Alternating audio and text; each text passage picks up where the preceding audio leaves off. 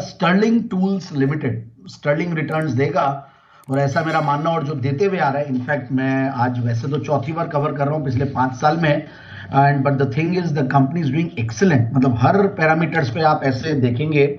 और सबसे बढ़िया बात है, ऑटो इंसुलरी स्टॉक्स कम रेकमेंड कर रहे थे, ऑटो इंसुलरी स्टॉक्स कम भी चल रहे थे, बट ये स्टॉक बढ़िया चल रहा है। इनफैक्ट क्वार्टरली रिजल्ट्स बहुत बढ़िया दिया था, और ईवी की स्टोरी का एक बहुत बड़ा बेनिफिशियरी। इनफैक्ट जिस तरीके से ये अपने आपको एक ईवी की अच्छी ऑटो इंसुलरी कंपनी बनाने की जो कोशिश ये लोग कर रहे थे, उसमें काफी सफल हुए हैं, और इसलिए मैंने देखा इनके रेटिंग्स भी अपग्रेड हुए हैं।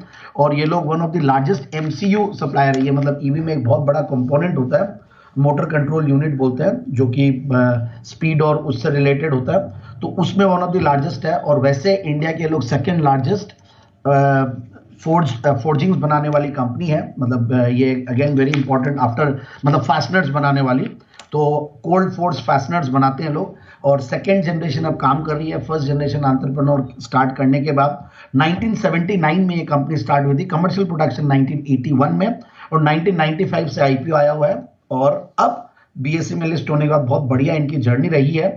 और इनके एक होली ओन्ड सब्सिडियरी है जिसके थ्रू ये लोग अच्छा काम कर रहे हैं, जो कि मैं ईवी की बात कर रहा था। मतलब नॉर्मल उसमें तो कर ही रहे हैं, अच्छा खासा 40-50% आईसी वाले सेगमेंट से आता है, बाकी ईवी से भी आजकल इनका स्टेक बढ़ते जा रहा है, मतलब 42-43% शेयर बढ़ते जा रहे हैं इनके बिजनेस में।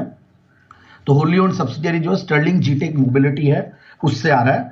और इनके काफी सारे अच्छे टाइप्स भी है, काफी सारे अच्छे डेवलपमेंट्स भी कंपनी में हुए हैं।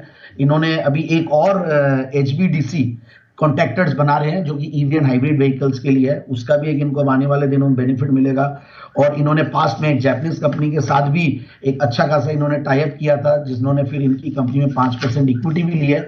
और बहुत सारे ओईएम्स इनके ऑलरेडी इनफैक्ट वो है ही है, और प्लस ईवीज में भी अच्छे खासे कंपनीज अब आ रही है अक्रॉस द ग्लोब, इनके इनफैक्ट सप्लाईज होती है।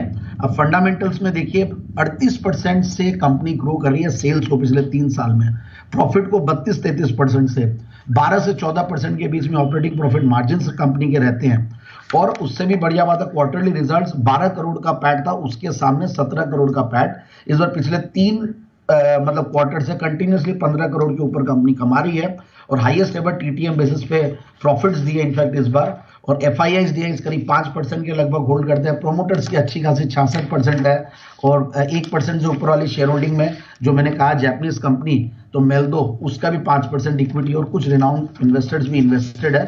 सो ओवरऑल एक फैंटास्टिक कंपनी, और ईवी की स्टोरी प्ले करने के लिए एक बढ़िया स्टोरी है ये। तो मुझे लगता है कि बिल्कुल इस स्टॉक में इन लेवल्स पे लिया जा सकता है। ऊपर के लेवल 745 के थे, जहां से करेक्ट हुआ है 660 तक आज जब हमने दिया, और अभी मैं टारगेट देता हूं 830 का।